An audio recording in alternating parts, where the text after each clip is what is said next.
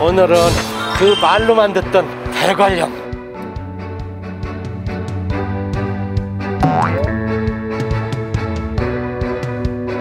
바로 저기가 주막이자 마방이 있던 곳이거든요. 그래요? 이 깊은 산 중에 그러면 이렇게 주막이 있었단 말이에요? 그럼요. 바전민들을 이주시켜가지고 왔던 데가 여기 이제 독가촌이라고. 근데 왜 횡계라고 했을까요? 물이 어스름하게 흐른다.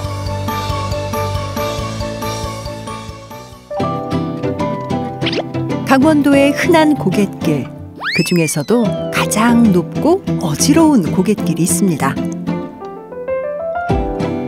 그 고개를 넘으면 만나게 되는 마을, 바로 평창 대관령면 횡계리 마을입니다. 아직도 기억이 생생한 4년 전 평창 동계올림픽, 그 주무대가 바로 이곳이었는데요. 덕분에 이젠 세계적인 마을이라 할 만하죠. 그래도 이곳에선 절대 빼놓을 수 없는 지명이 하나 있습니다. 오늘은 여기 평창 횡계, 그 말로만 듣던 대관령에 드디어 오게 되었습니다. 우리나라 사람들 치고 이 대관령 모르는 사람은 없을 텐데, 막상 생각해보니까 이 대관령 지나다니기만 했고 또 이름만 들어봤지 이 안에는 어떤 이야기와 또 어떤 것들이 있는지 자세히 들여다본 적은 없는 것 같아요. 그래서 오늘 기대가 됩니다. 조금만 둘러보면 금세 다르다는 것을 알게 되지요. 와, 양. 응? 양이지, 양. 정말 양이 많네요. 대관령에서만 볼 수 있는 우리나라 최고의 풍경, 바로 양떼 목장입니다. 마음마저 편안해지는 양떼, 마치 해외여행이라도 온 듯한 이국적인 모습이죠. 와, 이런 양떼 목장을 다 이렇게 와보다니. 와, 여기는 마치 무슨 알프스에 온 것 같아요. 알프스. 알프스요? 예, 알프스 가봤어요? 아니요. 나는 많이 가봤는데. 아, 진짜요? 예, 알프스 모텔. 야. 70년대부터 하나 둘 목장이 들어서기 시작해 대관령의 상징이 된 양떼 목장. 단순히 구경하는 관광자원을 넘어서 주민들의 땀이 배인 삶의 공간이 됐는데요. 과연 이곳엔 어떤 이야기가 담겨 있을까요? 안녕하세요. 예, 안녕하세요. 반갑습니다. 예. 어서 오십시오. 양 밥 드시느라고. 예, 양 밥 주느라고요.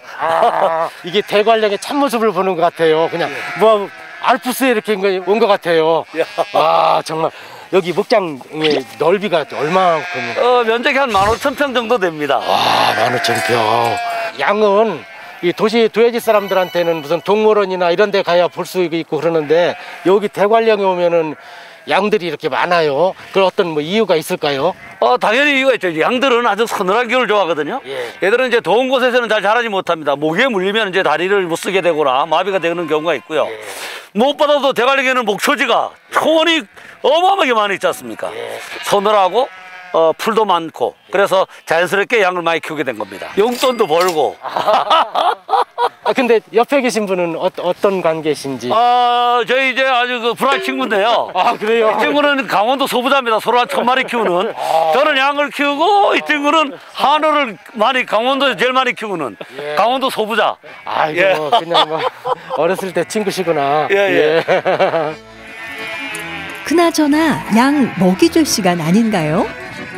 조금 늦은 김에 푸짐하고 맛있게 부탁드립니다. 자, 하나, 둘, 셋.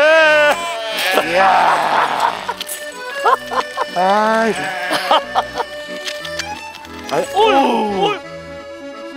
이곳은 100여 마리의 양이 있는 소규모 목장인데요. 초원에서 풀을 뜯다가도 때가 되면 이렇게 달려와서 사료를 먹는다네요. 양하고 이렇게 나하고 이렇게 순한 모습이 닮은 것 같지 않아요? 특히 눈이. 그런 것 같습니다. 아름다운 풍경 속에 웃음이 떠나지 않는 곳. 대관령 횡계리의 삶도 그랬을까요? 친구 사이로 이렇게 된 거는 그럼 언제부터 이제 처음부터 알긴 알았죠. 그렇게 초등학교 다니면서부터는 뭐 더 가까워졌고요. 그럼 뭐 초등학교, 중학교를 이제 같이 생활을 하다 보니까 뭐 엄청 가까운 친구죠. 그러면은 두 분이 이렇게 고향은 어디세요? 저는 원래 진부에서 태어나서 촛돌 지나가지고 우리 이리 이사로 왔고요. 네. 저는 이제 사실은 6대째 여기를 살고 있는 거예요.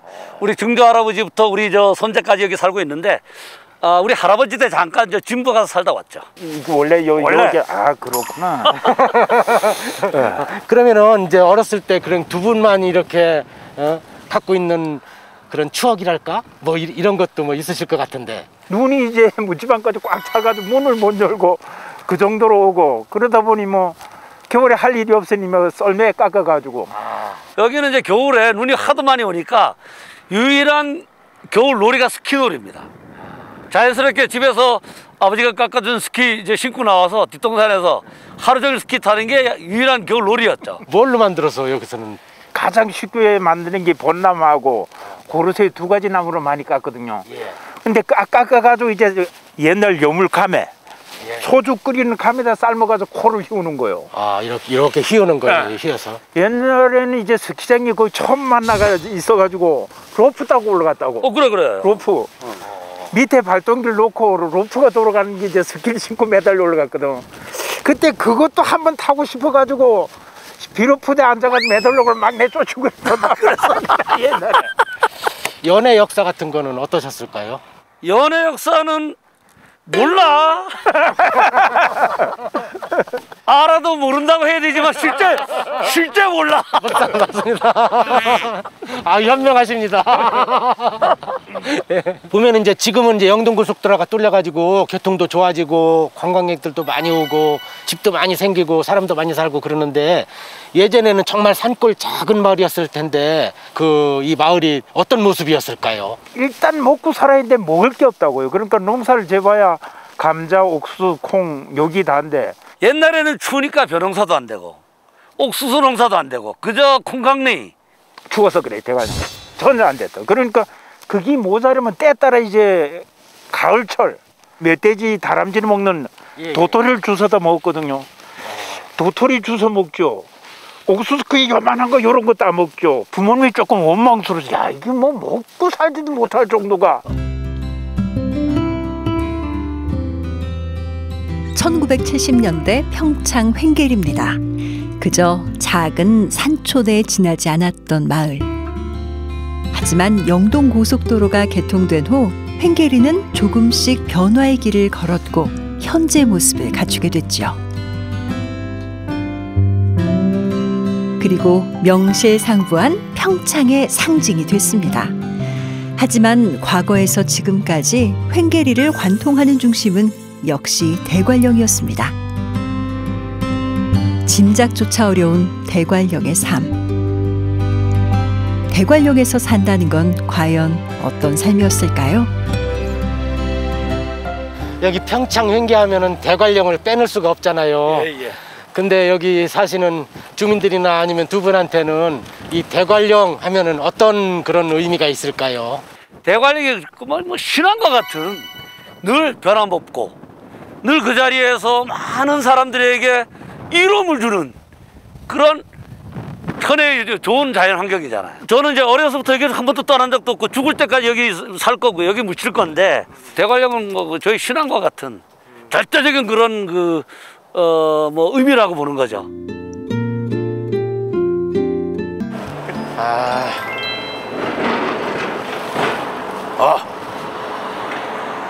약초. 야, 역시 여기 산촌마을이라 이런 약초 가게가 있네.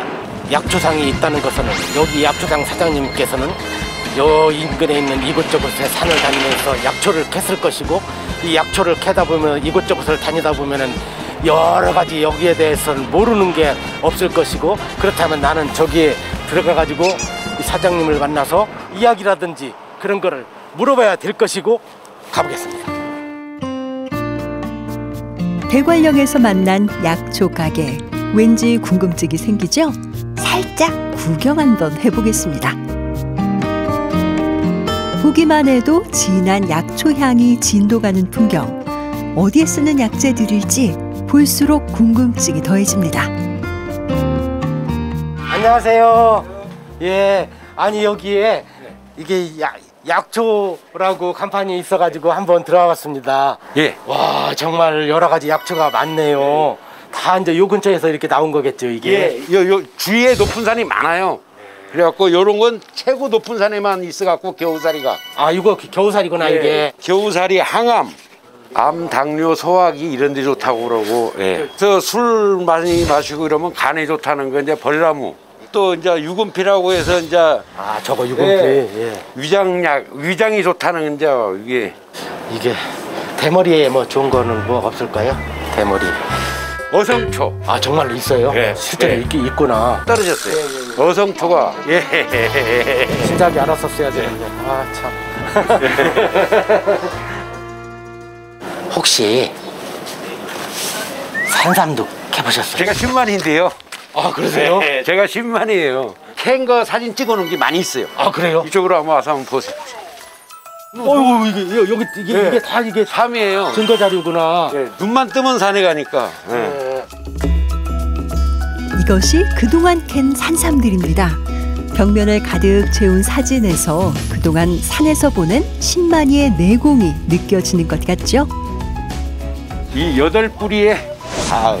4억? 4억. 와. 2009년에 채취한 최고가의 천종 산삼입니다. 근데 이거 4억짜리 이렇게 발견하셨을 때 그 전에 무슨 뭐 좋은 꿈을 꾸셨다든지. 꿈을 꿨어요. 상갓집을 갔는데 그 앞에 평상에 시체가 누구냐니까 저 4분이 누워있더라고. 그래. 누구냐니까 시체라고 하더라고요. 그런데 그러고 나서 내가 이상하다. 나는 상갓집에 왔는데 어떻게 왜 들어가자마자 시체를 보나 그랬더만은 그 다음날 가갖고 이렇게 난리가 났잖아요. 대박이 터졌잖아요. 좋은 꿈을 꾸려면은 어떻게 해야 되는 그런 뭐 비결 같은 게 있을까요? 일부러 꾸려가면 꾸짖지도 않아요. 그래요? 예. 다 이제 선몽을 해주나 봐요. 굳은 거 보거나 뭐 나쁜 거 보면은 부정 탄다고 그러잖아요. 예. 그래서 항상 정갈하게, 항상 깨끗하게 그렇게 가요. 어떤 산에서 이렇게 캐셨어요? 큰 산, 이 산에서 캤어요. 아, 여기 쓰였구나. 예, 이 산에서. 나만 알고 있어야 돼. 나만 알고 있어야 돼. 다른 사람이 알면 안 됩니다. 나만 알아야 돼. 나만 알아야 돼. 아, 예, 알았습니다.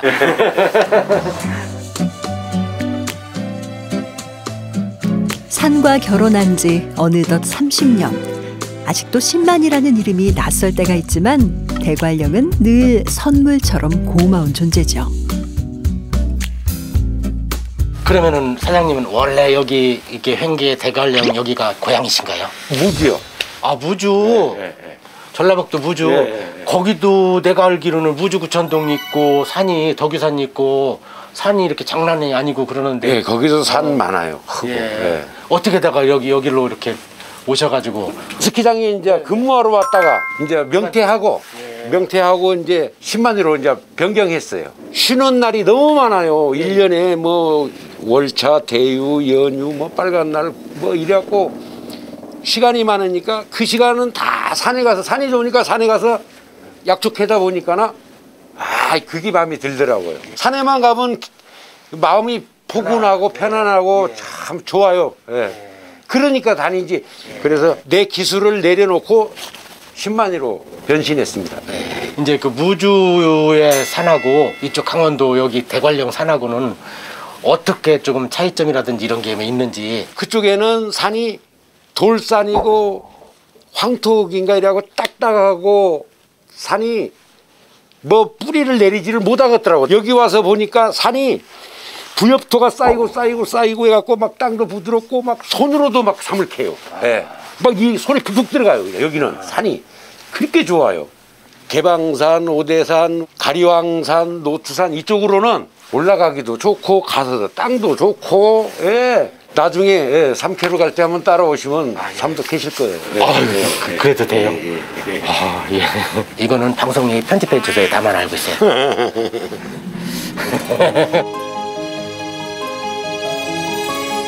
오늘은 굽이진 대관령의 숨겨진 이야기입니다.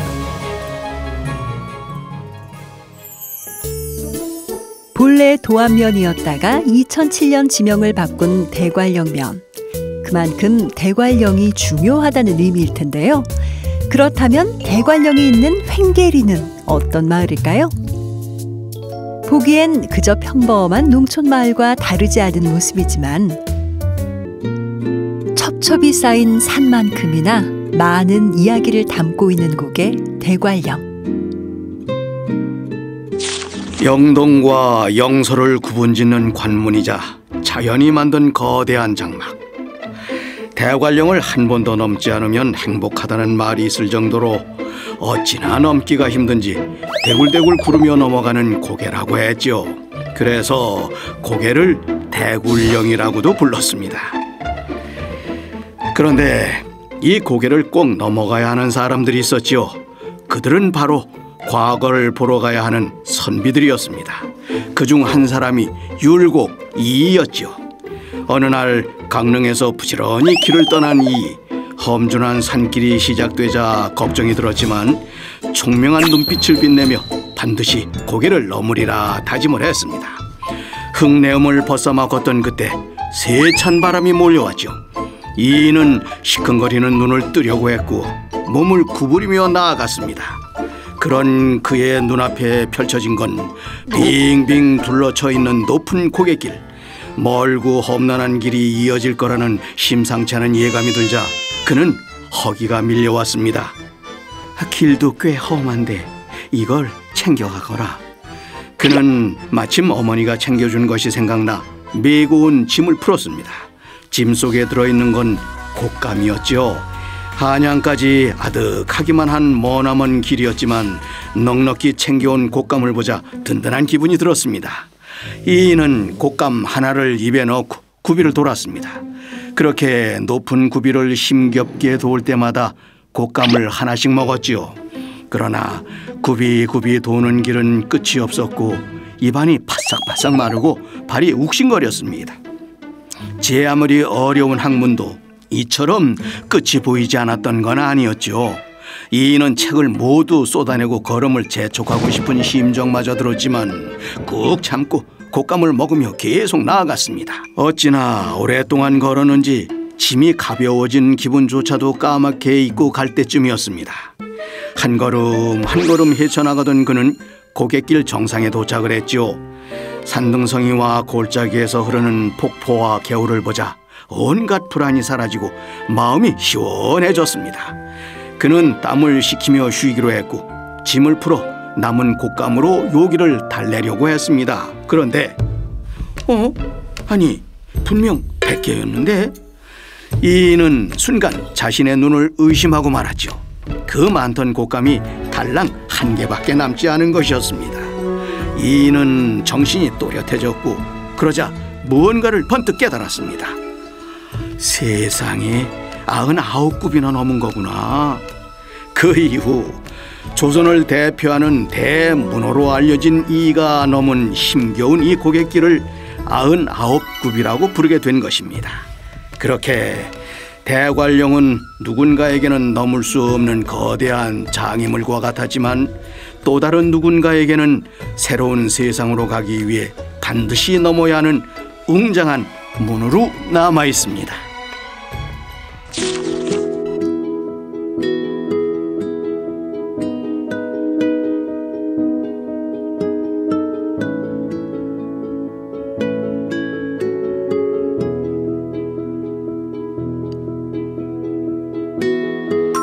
이율곡 선생의 생애와 업적을 기록한 율곡 선생 전서입니다.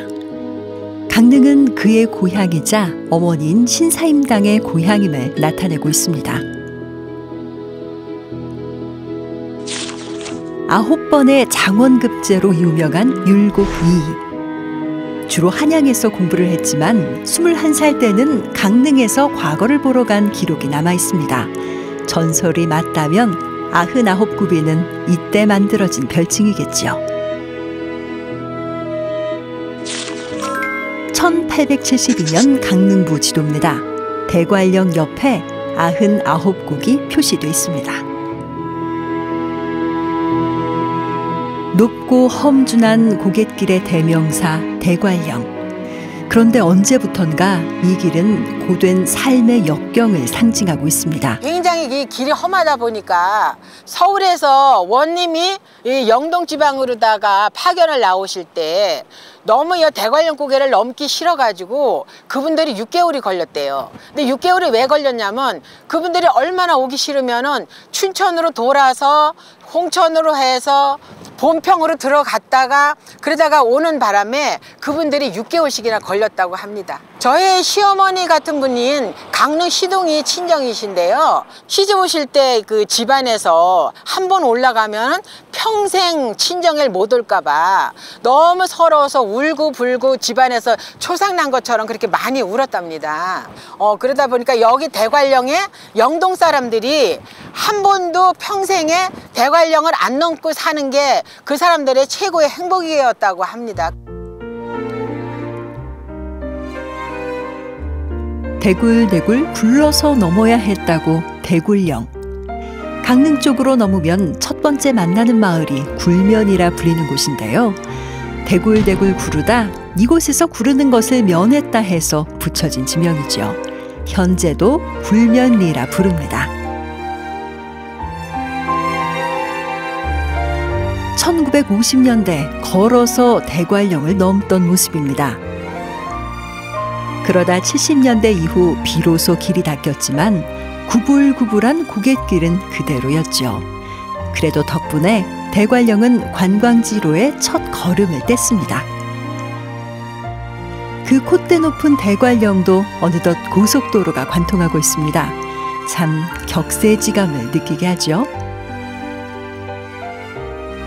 수많은 이들이 눈물로 넘었던 고갯길. 그럼 옛 선인들이 오갔던 본래의 대관령길은 어떤 곳이었을까요? 굽이굽이 99번을 돌아야 했던 고개. 그건 숨이 막혀도 걸음을 멈출 수 없었던 우리네 부모님의 삶의 고개였는지도 모릅니다. 그렇다면 이곳 대관령엔 어떤 지면이 있을까요?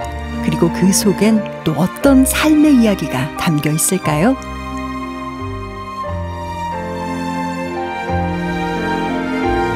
그러니까 옛날에는 여기가 길도 없고 그랬을 테니까 얼마나 굉장히 힘들었겠지요. 그렇죠. 다니기. 뭐 무조건 어디를 가도 걸어야 되니까. 예. 하루 종일 걸어봐야 산길을 몇 킬로 걸지도 못해요. 예. 상당히 힘든데 지금은 살기 좋아졌죠. 지금은 옛 모습이 거의 사라진 대관령 옛길의 첫 동네. 비록 세월 따라 모든 게 변했지만 마을에 담긴 기억과 그 기억 속 흔적은 지워지지 않았습니다. 바로 저기가 주막이자 마방이 있던 곳이거든요. 그래요? 이 깊은 산 중에 그러면 이렇게 주막이 있었단 말이에요? 그럼요. 대관령을 넘는 역마차와 사람이 쉬었던 주막터. 지금은 평범한 텃밭이지만 과거엔 사람들이 가장 많이 몰렸던 곳이랍니다. 여기가 바로 최근까지 가시머리 마방이 있던 곳입니다. 가시머리. 원주 이쪽 방향에서 이제 뭐 관리나 무역하는 중개하는 사람들이 상인들이 여기까지 와서 여기서 자고 출발하고 강릉 오시던 분들이 여기 와서 역 넘어와서 여기 와서 자고 가던 어떻게 보면 물물교역의 장소이기도 했고 관리들이 이동하는 어떤 그런 그 역할도 했고 그랬던 곳입니다. 마방이 여기가 있었던 마방이 곳. 있었죠. 대관령 초입의 역참이기도 했던 가시머리 마방. 1767년에 제작된 조선 지도입니다. 대관령 곁에 횡계역이 보입니다. 험준한 고갯길 덕분에 사람과 말이 쉴 수 있는 역과 주막은 꼭 필요했던 시설이었을 겁니다. 하지만 이 쉼터 역시 우여곡절이 참 많았죠. 1511년에 강원도 관찰사 고형산이라는 분이 이게 불편하다. 민중들이 불편하다고 해서 대관령 우마찾기를 닦습니다. 병자 호란이 나면서 청나라군이 이 길을 따라서 빨리 한양을 공격한 겁니다. 그래서 임진왜란 등등을 거치면서 고형산이라는 사람이 길을 닦아서 우리나라가 빨리 그 침범을 당했다 해서 북한 참신했다 그럽니다. 그리고 그 이후에 이제 그러다 보니 관리들이 저 대관령 우마찾기를 관리를 안 하는 거예요. 처벌받을까 봐. 그러다가 이제 1800년대에 그 이병화라는 분이 이제 그 아랫반정 그 주막을 겸한 마방을 운영하시면서 이 길을 관리를 했죠. 도적들도 많이 나타나고 위험하니까. 맞아, 이렇게 또 고개가 높고 골이 깊고 하다 보면 옛날에 산도적들 많이 있었겠지. 그렇죠. 재미난 이야기가 있는데요. 네네. 이제 그 유영준이라는 분이 황산골에서 나와서 여기 가시머리 마방을 만들었습니다. 그런데 그 아들이 쌍둥이에요. 그런데 아랫반정의 마방집에는 쌍둥이 딸이 있었습니다. 가시머리 마방의 쌍둥이 남동생하고 아랫반정의 쌍둥이 언니하고 결혼해서 지금 대관령 원예조합장이 태어난 겁니다. 아, 그래요? 쌍둥이끼리 살면 잘 산다. 99굽이만큼 많은 이야기를 만들어낸 고개. 길손도 주민도 서로를 의지해야 했던 마을. 그래서 다양한 삶의 지명을 만들어내기도 했습니다. 강릉에서 대관령을 넘으면 처음 만나는 마을이라 해서 이름 붙여진 가시머리.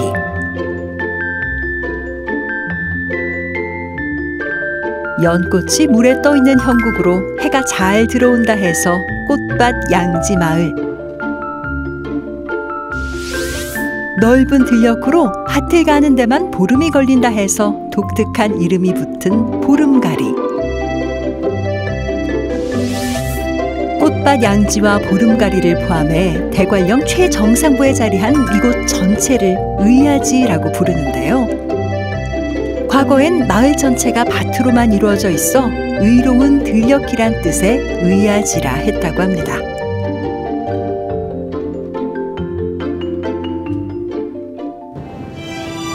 해발 832m의 고갯마루, 그 혹독한 자연 환경이 만든 넉넉함도 있는데요.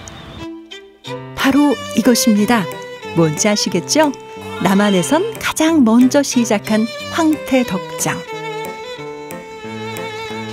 겨우내 얼었다 녹았다를 반복해서 만들어진 대관령의 귀한 선물이죠.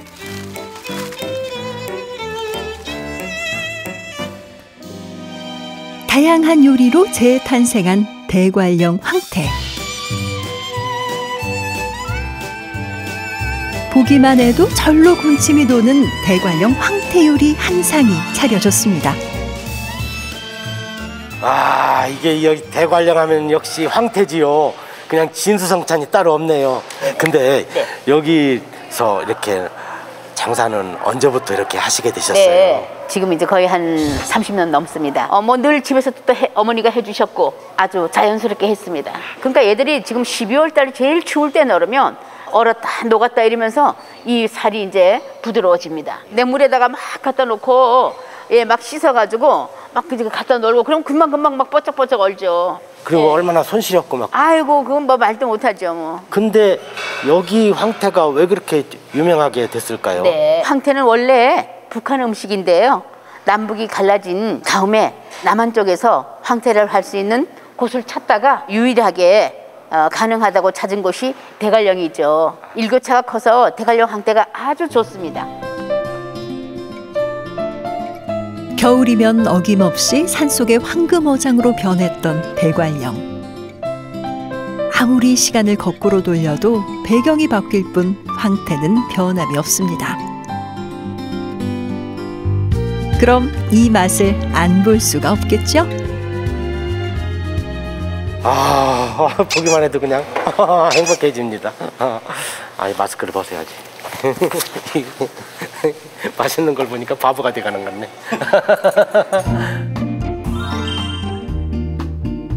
보기만 해도 맛이 느껴지는 것 같네요. 고소해요. 아주 고소해. 부드러워. 한마디로 대관령 황태라서 그런지 이 대관령의 어떤 오염되지 않은 깨끗한 그런 그 자연 환경하고 정말 잘 닮아 있는 황태인 것 같아요. 도해지에서도 먹어보고 하는데 거기서 먹었던 맛하고는 다른 것 같습니다.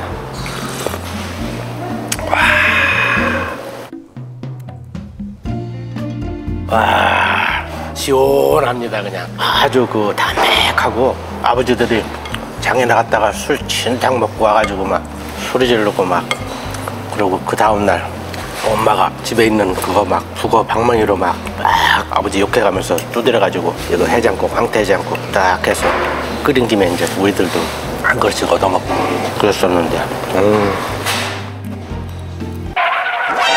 내가 방금 무슨 말 했어요? 옆집 아저씨, 옆집 아저씨. 네, 우리 집에는 아니고. 추억까지 떠올리게 되는 별미 인정합니다. 그래서 횡계는 옛 기억이 흐르는 마을이기도 하죠. 자, 그럼 이곳엔 또 어떤 이야기가 숨겨져 있을까요? 지역의 복합문화 공간인 해피 700센터. 뭔가가 발길을 붙잡습니다. 꽈배기. 기억나시죠? 고소한 기름 냄새로 유혹하는 옛날 꽈배기. 아는 맛이 무섭다는 게 이런 것이겠죠? 아, 이 꽈배기 보니까 그냥 옛날에 어렸을 때 생각나네. 그냥 이거 하나 얻어 먹으려고 그냥 엄마한테 그냥 갖은 아양 떨고. 이 꽈배기는 딱 먹을 때 사탕가루를 그냥 하얗게 이렇게 눈꽃처럼 그냥 하얗게 뿌려서 이 막 여기 양쪽 볼때기다 막 붙여가면서 먹고 그래야 제맛인데 어떻게 생각하세요? 예, 좋게 생각하신다고 고맙습니다. 예. 이거 또 안 먹어볼 수가 없겠는데요.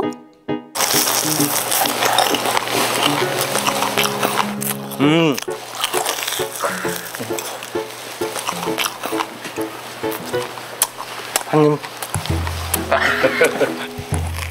안 뺏어 먹습니다. 이제 먹방은 잠시 멈추고 본업으로 돌아오시죠. 사장님이시죠? 예. 어휴, 사장님이 그냥 너무 멋있으신데. 아, 혹시 뭐 전에 뭐 영화 배우나 이런 거 하셨어요? 아니, 그런 건 안 했습니다. 지금 현재 뭐 이장도 맡고 있고요. 아, 이장님이세요? 예. 그동안 농촌 들녘에서 만났던 이장님들과는 사뭇 다른 모습의 횡계리 이장님. 이곳 횡계가 고향인 일명 꽈배기 이장님입니다. 그럼 못다한 횡계 이야기를 들어볼까요? 제가 좀 전에는 황태요리를 좀 먹고 왔거든요. 이 황태요리도 겨울 음식이잖아요.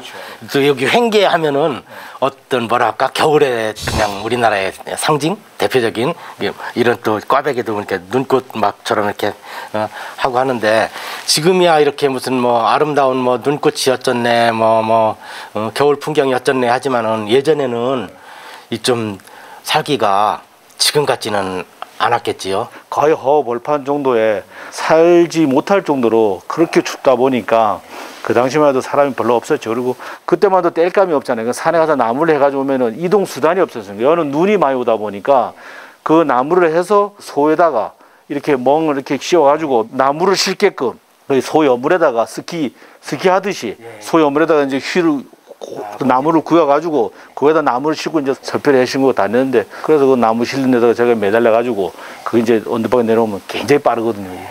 그 넘어지고 걸려서 넘어지고 나가 떨어지기도 하고 그러면서도 그냥 웃으면서 그때는 그렇게 해서 저희가 타고 했었죠. 그러니까 눈이 워낙 많이 오니까. 추운 겨울 뗄 나무를 싣고 눈밭을 오갔던 썰매 소발구. 사람도 소도 모두에게 혹독하기만 했던 대관령의 겨울나기였습니다.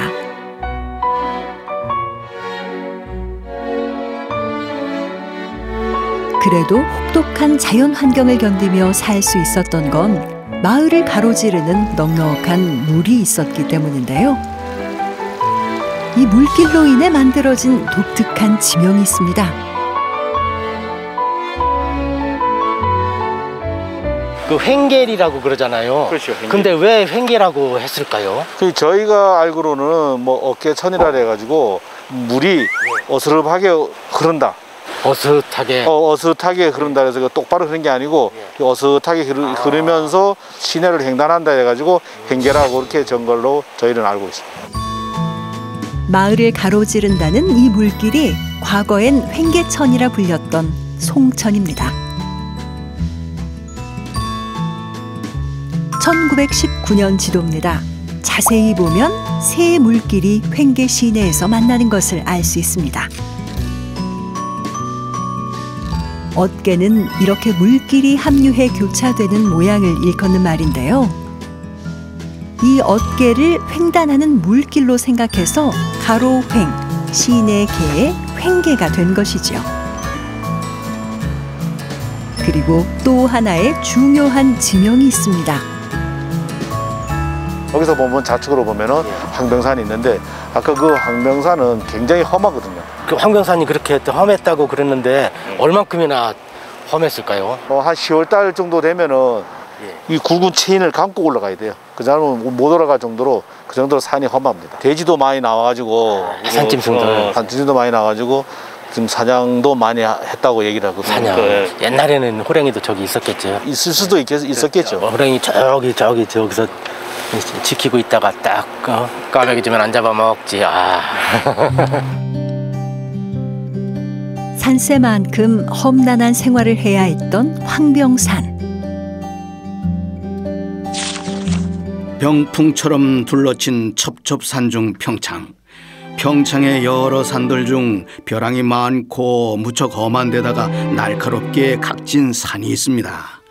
먹을거리가 턱없이 부족했던 시절 이 산 주변에 모여 살던 사람들은 돌밭을 개간하고 화전을 일구며 살아가야만 했죠. 아휴, 죽을 둥살둥 이래서 입에 겨우겨우 풀칠이나 할 정도야. 자넨 풀칠이라도 하지. 나는 집에 먹을거리라도 가져가면 아이고 양이 너무 적어 눈 깜짝할 새 사라진다고 온 식구가 쫄딱 굶어 죽겠어. 아무리 쉬지 않고 열심히 일해도 초군 목피로 연명하는 삶은 계속됐습니다. 어느덧 겨울이 되자 눈보라가 무섭게 내리쳤고 아빠, 엄마, 배고파요. 얘야, 먹을 게 없단다. 미안하구나. 여보, 어떻게 하죠? 아이고, 어디 일거리라도 있어야 말이지. 황량한 밭에 눈은 계속 내렸고 여러 날이 지나도 눈은 그칠 기미가 없이 쌓여만 갔습니다. 사람들은 더는 버티기가 힘들어졌죠. 그러자 마을의 남자들은 함께 모여서 기나긴 겨울을 어떻게 나야 할지 고민을 했고 마침내 결정을 내렸습니다. 다들 저 산으로 갑시다. 그렇게 창과 칼을 가지고 산으로 향한 사람들. 사냥감을 찾던 그들의 주위에 커다란 그림자가 서성였습니다. 그림자의 정체는 멧돼지. 사람들과 눈이 마주치자 멧돼지는 곧장 달아나려고 했습니다. 그런데 그 순간 멧돼지는 쌓인 눈에 발이 빠졌고 꼼짝도 못하게 됐지요. 사람들은 그때를 놓치지 않고 멧돼지 쪽으로 가까이 갔고 창으로 멧돼지를 찔렀습니다. 그리고 멧돼지의 머리를 잘라냈고 그걸 눈반 밑에 보관을 했습니다. 어렵게 잡은 멧돼지를 짊어지고 마을로 돌아온 사람들 고깃덩이를 잘라내 나누어 먹었습니다. 그 이후 겨울이 지나 마침내 눈이 녹았습니다. 사람들은 다시 산으로 향했지요. 그들은 눈반 밑에 보관해 두었던 멧돼지의 머리를 꺼내었고 그걸 가지고 어디론가 갔습니다. 사람들이 도착한 곳은 선앙당. 이 선앙당에서 마을의 안녕과 풍요를 빌었습니다. 시간이 지나 눈이 계속 쌓이는 겨울이 오면 또다시 사람들은 멧돼지 사냥을 나섰고 사냥을 하기 전에 산을 보고 산신제를 지냈죠. 이렇듯 몹시 험했던 산이지만 이곳 사람들에게는 어려운 시절 먹을 것을 준 고마운 산입니다. 다시 1919년 지도입니다. 황병산이 크게 표시된 것이 확인됩니다. 황병산은 어떤 특징이 있냐면요, 여기가 너무 추운 지역이라서 8월엔 벌써 서리가 오기 때문에요, 동장군이 제일 먼저 찾아오는 곳이 여기 황병산이라고 할 수가 있죠. 그때는 어려웠던 시절이니까 고기 구하기도 힘들었던 거예요. 그러니까 주로 여기에는 단백질을 산에서 그 짐승을 잡아가지고 먹을 수밖에 없는 그런 여건이었던 거죠. 눈이 많이 오는 지역이니까 냉장고 없던 시절이니까 눈 속에다가 보관했다가 제사를 지냈다고 합니다. 그리고 나머지는 이웃 사람들하고 잔치를 지냈다고 합니다. 군대가 주둔해 행병산으로도 불렸던 황병산. 그리고 횡계의 고된 삶을 나타내는 또 다른 지명이 있다고 하는데요. 바로 이곳입니다. 50여 년 전에 조성된 산기슭의 아담한 마을. 과연 어떤 곳일까요? 여기는 어딘가요? 여기는 이제 독가촌이라고 해서요. 그 옛날에 그 화전민들 있지 않습니까? 그 이 대관령 지역이 거의 다 화전민을 해서 농사를 많이 지었거든요. 그래서 화전민들을 이주시켜가지고 왔던 데가 여기 이제 독가촌이라고. 화전민들이 보면 거의 산속에 많이 들어가 있잖아요. 그죠? 산속에 많이 들어갔다 보니까 그때 왜 무장군비가 나타났을 때 위험하다 해서 그때 그 당시 이제 이주를 다 시켜서 이 독가촌을 이주를 시켰고, 무장군비가 다녔던 그 통로가 이 대관령을 해서 지금 보면 용평 스키장 그 뒤쪽에 보면은 또 거기도 화전민들이 살던 데가 있어요. 근데 거기도 한 2만 평 정도 되는데 거기다 그 화전민들을 다 이주시키고 거기다 지금 나무를 심었는데 지금 거기 가보면 나무가 어마어마합니다. 정든 터전에서 쫓겨나 외로이 살아야 했던 화전민 독가촌. 지금은 그 흔적조차 사라지고 마을은 전혀 다른 모습이 됐지만 그래도 지울 수 없는 화전민의 아픈 역사는 생생히 기억되고 있죠.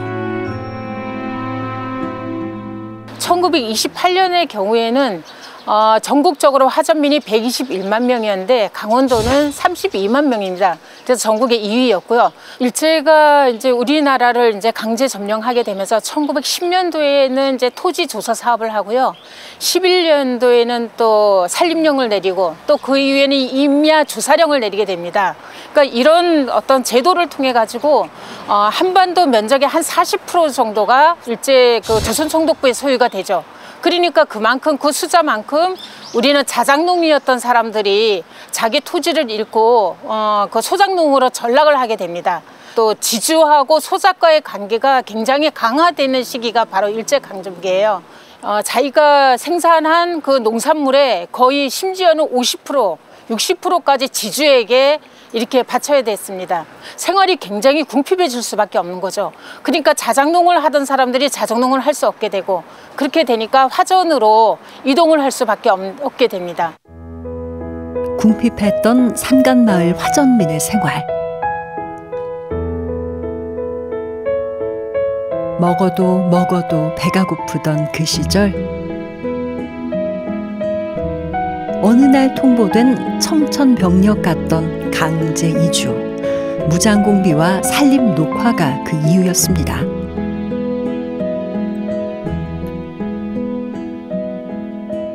(1929년) 구교림에 감자를 심었다 뺨을 맞은 평창 주민의 기사입니다. 당시엔 화전 단속으로 고향을 버리는 일도 흔했죠. 우리나라 스키 발상지로만 알려진 마을. 하지만 화려한 수식어 뒤엔 굴곡진 삶의 역사가 있습니다. 오늘에 이르기까지 참으로 험난한 길을 걸어야 했던 대관령 주민들. 이들이 그토록 원했던 건 그리 대단한 게 아니었을 겁니다.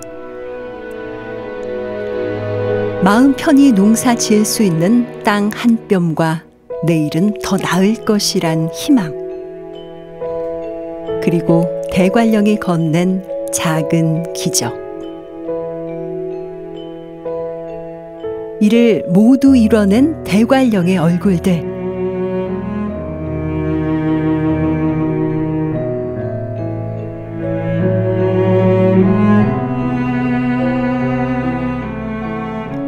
이들 모두가 대관령의 오늘이자 희망입니다.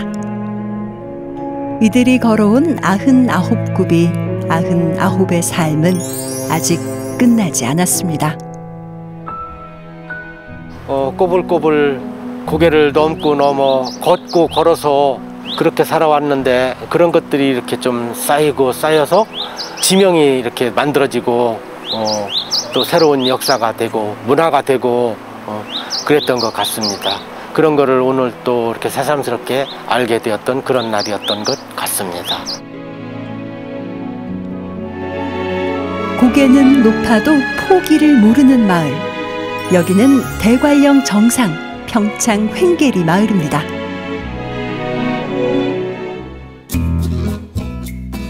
오늘은 이 8호가 있는 화천에 와봤습니다. 온 산천이 초록초록입니다.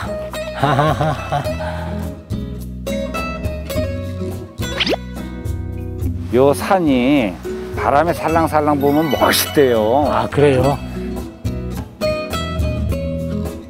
여기가 원래가 이북이거든요. 이북등이거든요. 그래가지고 여기는 많이 들어왔죠. 338, 예. 6월. 예.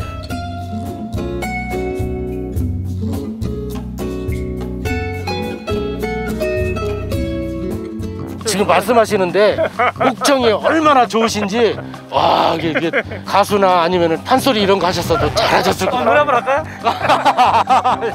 한번 하겠습니다. 저 목장에는 여름철은 가고 산골장마다 누는 덮여도 내 항상 오래 여기 살리라.